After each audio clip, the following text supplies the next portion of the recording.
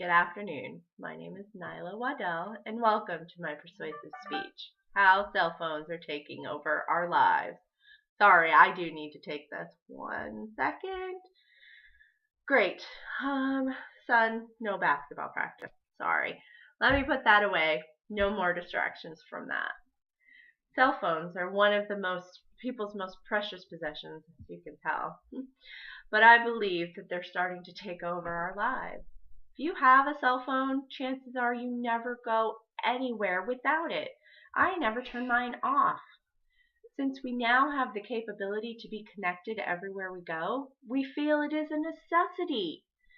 We weren't always so dependent on being available to everyone, nor did we feel the need to constantly be reachable.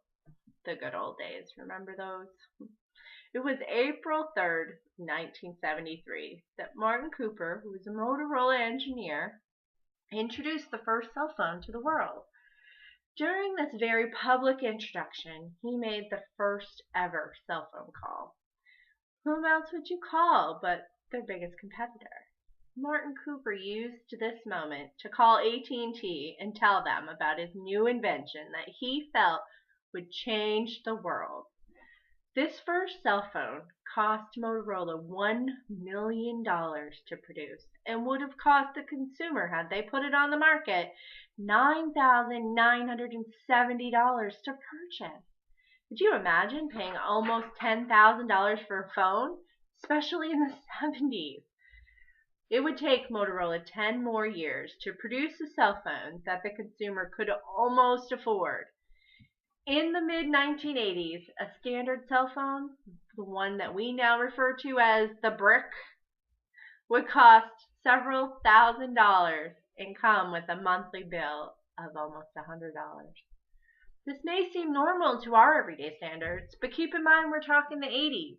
In 1985, the average annual income was about $23,000, and the cost for a gallon of gasoline was only $1.20. That would be really nice again. After another 10 years, they were able to get the cell phone to cost under $1,000 and weighed less than a pound. In essence, it would take 40 years for technology to advance enough so that cell phones would be what we now consider our lifeline to the world. As of last year, there were 6 billion active cell phones.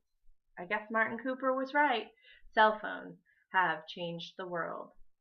Everywhere we go, we see people on their cell phones. The generations that are growing up with cell phones believe that spending time on these devices is acceptable regardless as to what's going on around them. 31% of these kids thinks it's okay to use the cell phones while having dinner with their family. They're being drawn into these devices because of the variety of uses these new phones are offering. These devices are a television, they're a radio, a calculator, a clock, a computer even.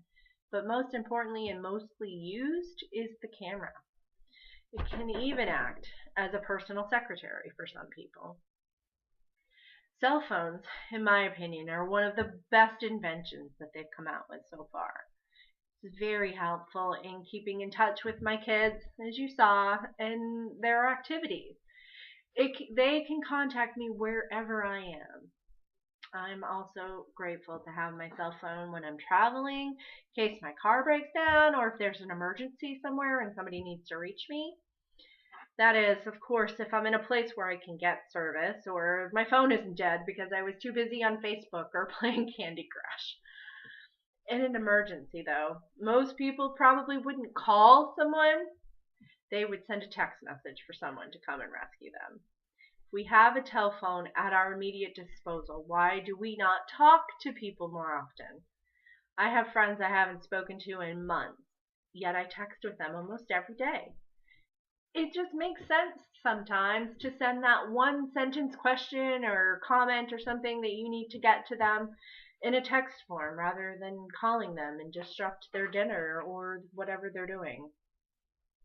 According to a recent article in Women's Health magazine, the average person spends over an hour and a half just texting every day. It's a lot of time just texting. But texting is great. However, you better answer that message right away or your sender may get a bit upset. We've developed this expectation that everyone who has a cell phone is as involved with it as you are. This can most certainly cause unnecessary frustrations upon yourself and others. This heightened expectation has literally been forced upon us by society. The expectations that your text, emails, or messages need to be answered immediately, or you might hurt the person's feelings. This expectation really comes from us being handed this device that gives us everything we could ever want or need right at our fingertips, and we are spoiled because of it. We're now getting to the point where we don't want to wait for anything. We have no patience. Sitting at a stoplight or standing in line, I see so many people building frustration. They just don't get that instant gratification that they need and desire so badly. They become agitated and they get pretty upset, feeling that their time is being wasted. What's the hurry? Where do you need to be that you can't wait just a couple more minutes in line or something? As a society, we've become so used to distractions and constant interruptions that we've pushed aside the people and the activities that really matter. Why am I spending more time texting my friends and not actually spending that quality time with them? This is not how memories are made.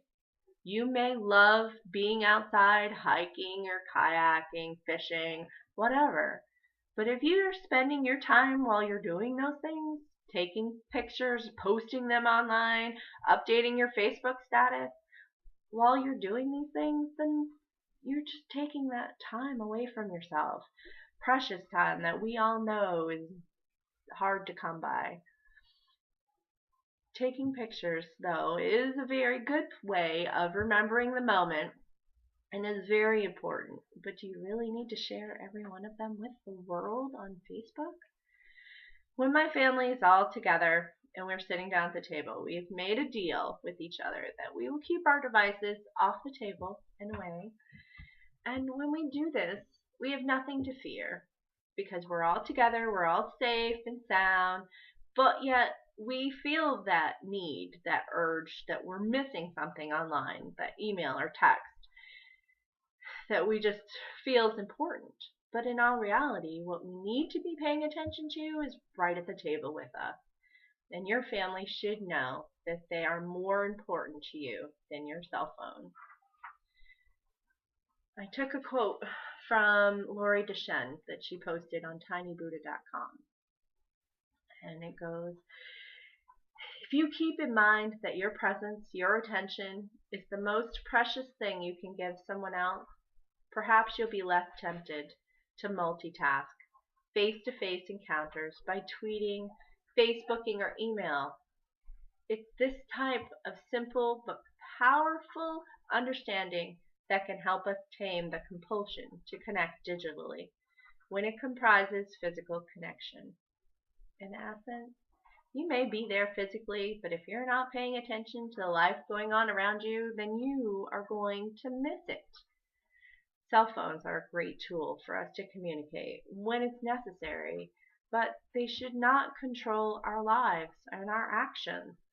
They are not necessary to have with us in every waking moment.